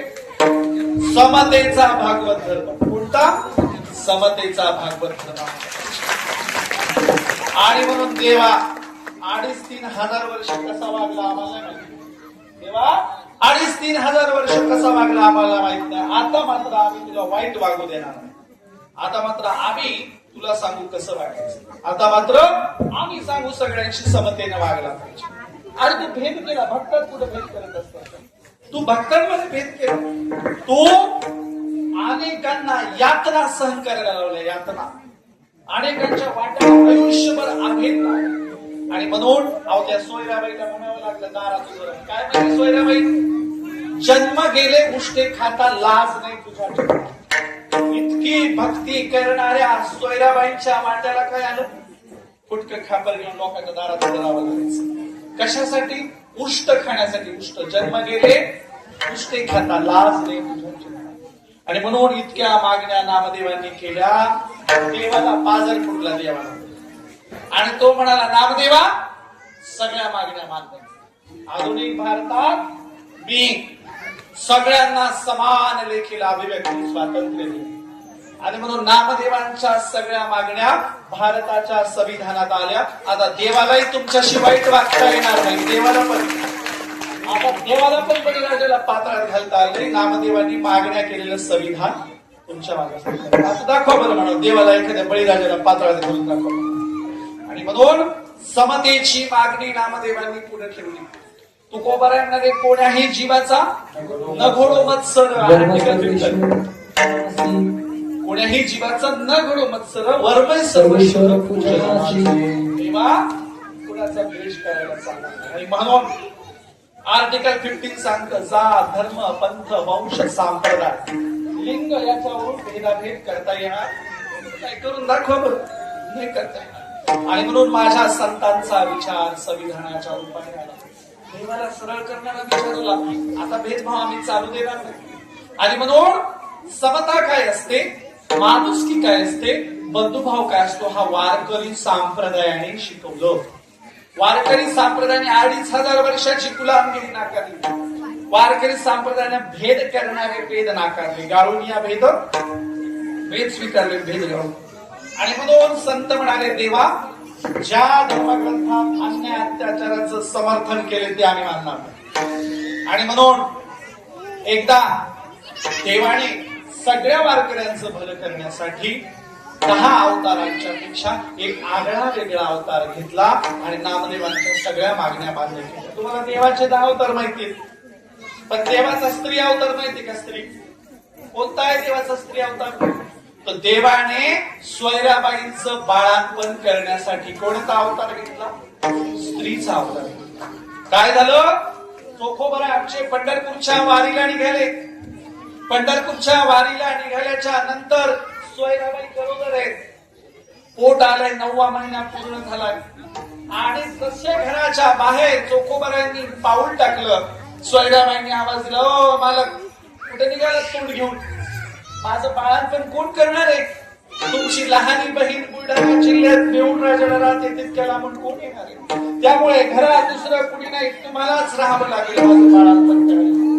चोखोबा म्हणाले सोयराम वारी मी वारी नाही, आम्ही पंढरपूरला चाललो विठ्ठलाच्या दर्शनाला. सोयराबाईला राग आला. म्हणजे तुमचा विठ्या काळ तोंड्या येणार आहे का माझं बाळांपण करायला? तुमच्या विठ्याला पाठवून द्या तुम्हाला जायचं असेल तर.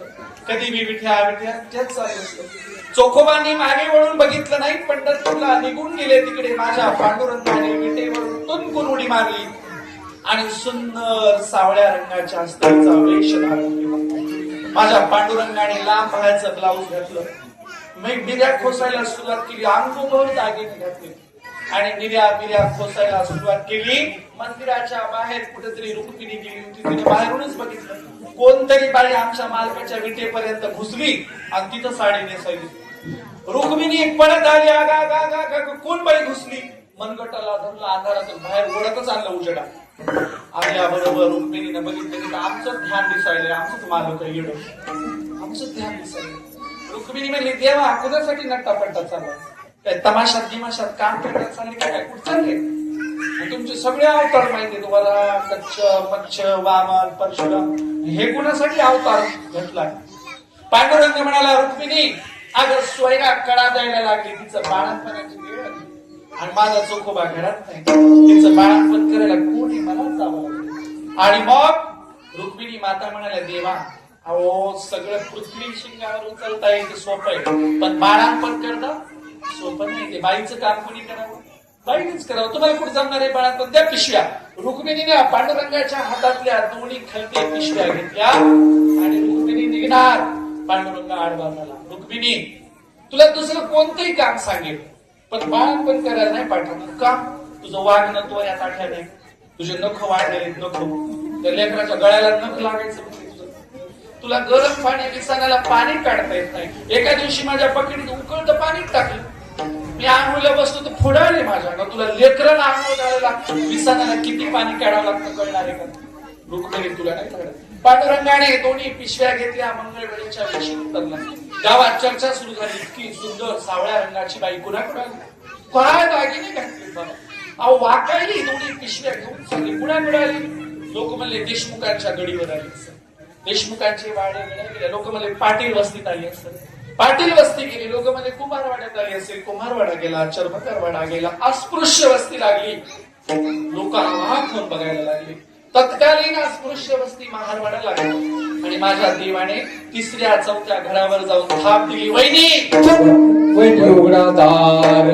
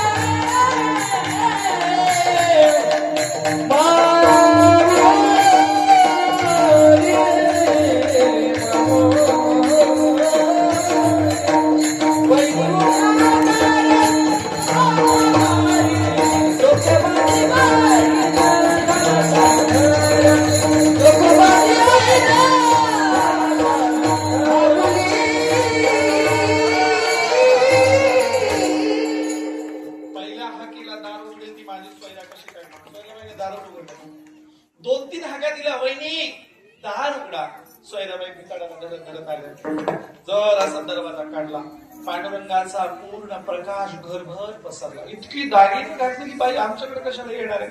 सोयराबाई घरातच घेणार, बाहेरूनच विचारलं. आतून त्या पांडुरंग बाहेर, ओ कुणीकडे आलात? रस्ता चुकला वाटतं, कुणाच्या घरी जायचंय? आमच्याकडे एवढी श्रीमंत बाई कशाला येईल? अगं घरात घेशील की नाही सांगते तुला. पांडुरंगाने सोयराबाईला बाजूला ढकललो, घरात आणला, खाली मातीच्या हातातल्या घरात बसला आणि पिशवीमधून एक एक एक एक बाळांपणाचं सामान काढत सांगायला सुरुवात केली. काय काढलं पिशवीमधून? चिपलन काढली, ती घुटी घासायला चिपलन. चुनपीठ काढलं त्या बाळाला लावायला, आंघोळ घालताना चुनपीठ. ते काय लाडू असतात ना, उडदाचे लाडूचे डबे, काय बाहेरून दुपटे, बाळा, ते कडे, वाळे, बिनले सगळं त्या पिशव्यांमधून काढायला सुरुवात केली. सोयराबाई तर परेशानी, कोण बाई हिला कसं कळलं माझं बाळांपण जवळ? सगळं बाळांपणच कळलं. बाई कोण आहात, कुणाकडे आलात? सांगते, मी तुझ्या नवऱ्याची मोठी बहीण आहे. हो काही खोटं बोलू नका. माझ्या नवऱ्याला एकच बहिणी लहान आहे, निर्मळा आहे, ती मंगळवेढ ते बुलढाणा जिल्ह्यात मेहूण राजाला राहते. माझ्या नवऱ्याला मोठी बहीण आहे. तुझ्या नवऱ्याने सांगितलं नसेल तुझ्या लग्नाच्या अगोदरचा प्रसंग. अहो एकदा तरी कधीतरी नवऱ्याने नाव घेतलं असतं. मोठी बहीणच नाही, खोटं बोलत आहे का तुझ्या नवऱ्याची मोठी बहीण? मग माझ्या नवऱ्याने एकदाही तुमचं नाव का नाही घेतलं? कसा घेईल? तुमच्या दोघांच्या लग्नाच्या अगोदर मी एक जणाचा हात धरून पळून गेले. पळून द्वारकेला गेली. द्वारकेला बापरे, द्वारकेहून आला नाही, मी द्वारकेला पण नांदली नाही, त्याला बी सोडून दिलं. मग द्वारकेहून दुसऱ्याचाच हात धरून पंढरपुरात आले. दुसरा केला, हा दुसरा घरोबा केला. मग आता पंढरपुरात राहते. पंढरपुरात कुठं राहता? आमचा लय मोठा वाडा आहे चंद्रभागेच्या वर. तुमचं नाव काय? माझं नाव विठाई आहे. असू द्या, कोण काय करायचं? नवऱ्याची बहीण बाळांपणाशी मतलब. बाळांपण सुरू झालं. त्या सोयराबाईला प्रश्न पडला, अचानकच कशी काय आली? बाळांपण सुरू झालं. पांडुरंगाने 4 वाजता उठायचं, सडा सारवण करायचं. बाळातली बाज टाकली, बाजाच्या खाली विस्तव ठेवला. विस्तव बाळातलीच्या उशाला विळा, कोयता, खुरप, तुटलेली चप्पट ठेवली. पांडुरंगाने रुक्त्या सोयराबाईंचं बाळांपण करायला सुरुवात केली. पोटाला हात लागला, तिथं वेळा जन्माला आले. विठ्ठला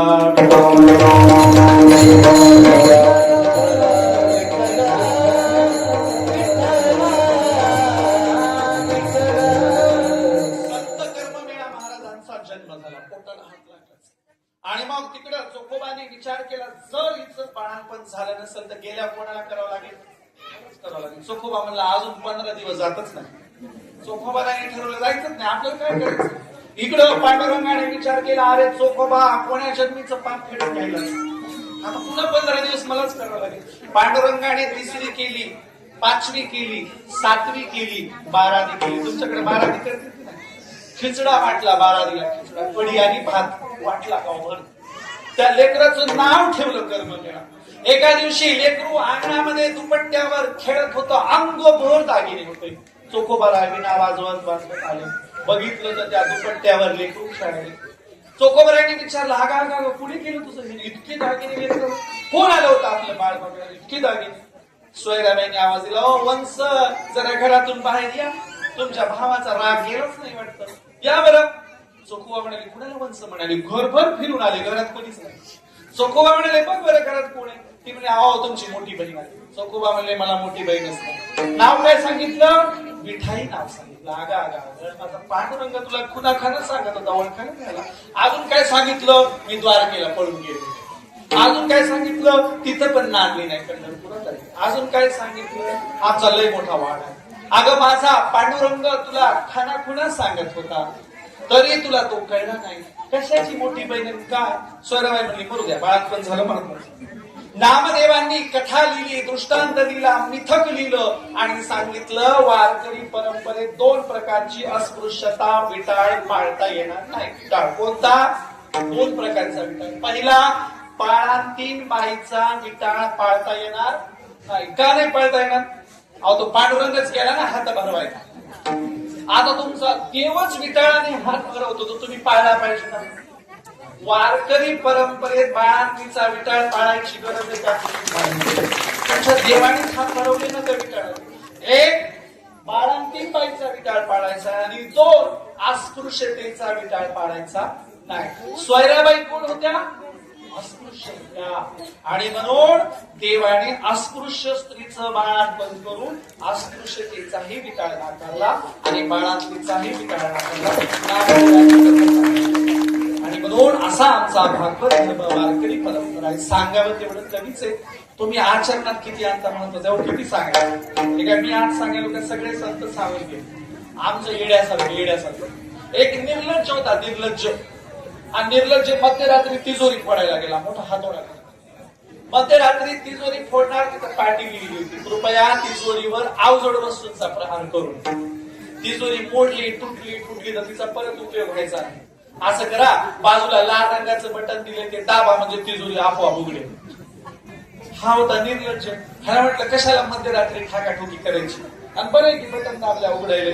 त्या चोराने लाल रंगाचं बटन दाबलं, टॉय टॉय वाजलं, पोलीसची गाडी आली, पकडून घेऊन गेली. आता गप्प सावली नाही. त्या पोलीसवाल्याला म्हणतोय, माझी लय दिवसाची इच्छा होती, मला पोलीसच्या गाडीत पुढच्या तोंडाला बसायचं. पोलीस म्हणले पकडलं ते गेलं कोणीकडे पुढच्या तोंडाला बसायला मरमर म्हणजे बस बाबा बसला. एका पोलीसवाल्याने विचारलं तुला लय दिवस झाला शोधत होतो आज रंगे हात सापडला बोल तुझं काय मत आहे. हा म्हणला आपला तर माणुसकीवरचा विश्वासच उडाला नाही. अहो माणुसकीने तिजोरी न फोडता बटन दाबलं काय माणुसकीच राहिली नाही मला पकडूनच घेऊन चालले असं कुठं असतंय का. हाच निर्लज्ज बाजारात गेला. एक बाई पेरू विकत होती, पेरू जांब विकता विकता निर्लज्जाने खालून हात घातला एक पेरू घेतला आणि खात खात निघाला. त्याला वाटलं बाईनं बघितलंच नाही काय. बाईनं गर्दी बाजूला केली त्याच्या कॉलरला धरला बाजारात उतारा पाडला असा मारला मारून मारून बाईची चप्पल तुटली. पण यानं हुकान सुनाई करून नुसतं बघत होतो खाली पडली. मग तिने तुटलेली चप्पल जागेवर फेकून दिली पेरू विकायच्या जागेवर जाऊन बसली. त्याच्या भोवती लोक जमलेले त्यातला एक जण मला मोठेच काय अरे 2 रुपयाच्या पेरूसाठी जांबासाठी एवढा मार खाल्ला 2 रुपये दिले असते मार खायची वेळ असते का. हे वर तोंड करू म्हणते मग काय झालं म्हणला तिची बी चप्पल तुटलीच की म्हणून मार खाल्ल्याचा चप्पल तुटल्याचा आनंद निर्लज्ज. हाच निर्लज्ज कुठे गेला एका जाडजूड बायच्या घरात मध्यरात्री चोरी करायला गेला आणि तिजोरीचं बटन फिरवायचं समजून रेडूचं बटनच फिरवलं. रेडू लागला. आता अंधार होता. आता ज्याच्या त्याच्या घरातलं ज्याला त्याला माहित असतो जाडजूड बाई अंधारातून पुढे आली चोराला पकडलं जाडजूड बाईने चोराला खाली पडलं त्याच्या छातीवर बसलं आणि नौकराला म्हणले नौकरा जा रे बाबा पोलीसवाल्यांना घेऊन ये. नौकर काय जायचं ना बाई म्हणली जा की पटकन पोलीसवाल्यांना घेऊन ये. त्या अंधारात काहीतरी अंधार शोधायला ती बाई पुन्हा म्हणली आज जाय की पोलीसवाल्यांना घेऊन ये. नौकर म्हणला बाई साहेब माझी चप्पल काही सापडच ना. हे चोर खालून म्हणते बाबा माझी घालून जाय पण पटकन जाय हिचं वजन काय सोनच आणि हिच्यापेक्षा ते पोलीसवाले बरे मला छाती तरी बसत नाही आणि तू पोलीसवाल्यांना घेऊन येऊस तर माझा दम ओली जाते का काय. हिच्या शिक्षेपेक्षा पोलीसवाल्याची शिक्षा बरी मला पटकन घेऊन ये मला. हा जेलमध्ये गेला. याच्या इकडून 4 पोलीसवाले इकडून 4 पोलीस असं छाती पुढे काढून जातात. जेलर म्हणजे याला काही लाज लज्जा शरम आहे का कसं छाती पुढे काढून आली बघाय. मग जेलर म्हणले या जावाई बापू पहिल्यांदाच आले वाटतं. हा म्हणला नेहमीच येतो पण मेवण्याची भेट पहिल्यांदाच पहिली म्हणली.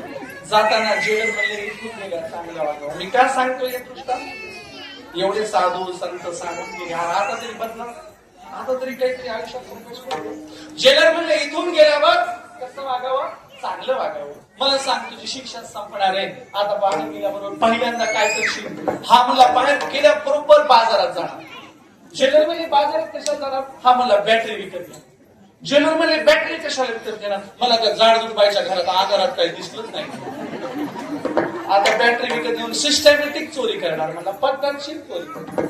त्या निर्लज्जाला मारा पुरा खपा काही बदलते का ते नाही. आणि म्हणून तू कोपर आहे म्हणाले किती सांगू तरी नाही कधी पटकीचे पुढे शिकरीचे रडतील. एका अभंगात 2दा शिव्या दिल्या 2दा. आता तुम्हाला शिव्या द्या काय करा काही फरक पडतो. एका अभंगात तुका म्हणे आईशी बुद्धी ज्याची दगड बरे तुमच्यापेक्षा दगड बरे असं ते म्हणाले मी नाही. आणि म्हणून नामदेवरायांच्या भाषेत या सगळ्यांचं भलं कर बाबा या सगळ्यांच्या पदरात सुख टाक आनंद टाक अहंकार नको असं नामदेवराय म्हणाले. शेवटचं चरण नाम म्हणित राम सावे कल्याण नाम म्हणित राम सावे कल्याण नाम म्हणित राम सावे कल्याण नाम म्हणित जामुखी निधान पांडुरंगा जामुखी निधान पांडुरंगा कल्पनी शिवारण कल्पनी शिवारण जामुखी निधान पांडुरंगा जामुखी निधान कल्पनी शिवारण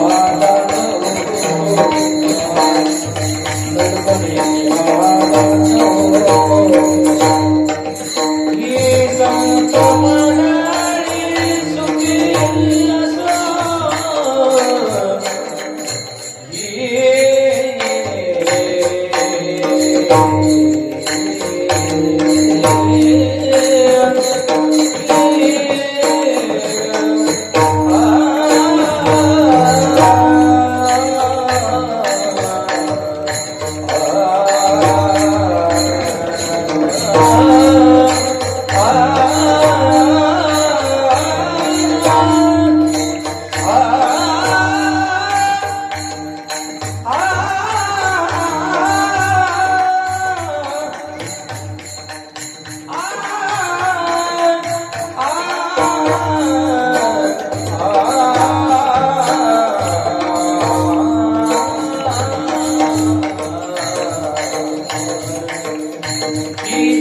मंडळी सुखी असो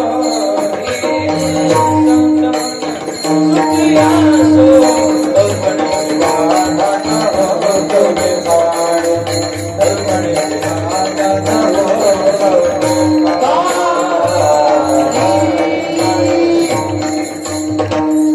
सोपं साधं चरण आहे. देवा ज्याच्या तोंडात देवाचं नाव आहे, पांडुरंगाचं नाव आहे, त्या सगळ्यांचं भलं कर आणि सगळ्यांच्या तोंडामध्ये नामस्मरण जाऊ दे, सगळ्यांचं आयुष्य चांगलं जाऊ दे अशी मागणी आहे. मागणीचा अभंग हे सिद्ध करतो की संत स्वतःसाठी देवाकडे काहीच मागत नाही. मागितलं तर सगळ्या जीवांच्या उद्धाराचं मागतात आणि मागताना त्यांचा स्वतःचा स्वार्थ नसतो आणि त्यांचा स्वतःचा स्वार्थ नसल्यामुळे त्यांना इतका कॉन्फिडन्स येतो की देवाच्या चुका करतात. देवाला म्हणतात, आमचं काही तुझ्याशी काही घेणं देणं इतकं, आम्ही कशाला तुला घेणार. आणि म्हणून इतका सुंदर नामदेवरायांचा अभंग आहे. हा अभंग मी धावत्या वेगामध्ये आपल्या समोर सोडवला. या अभंगाची सेवा अभंगाच्या अर्थाप्रमाणे तुमच्या समोर मी विशद केली, दृष्टांत दिले, प्रमाण दिले, सगळ्यांनी फार सुंदर प्रमाण दिले. ही आजची सेवा आपण या ठिकाणी थांबूया. ज्ञानेश्वर माऊली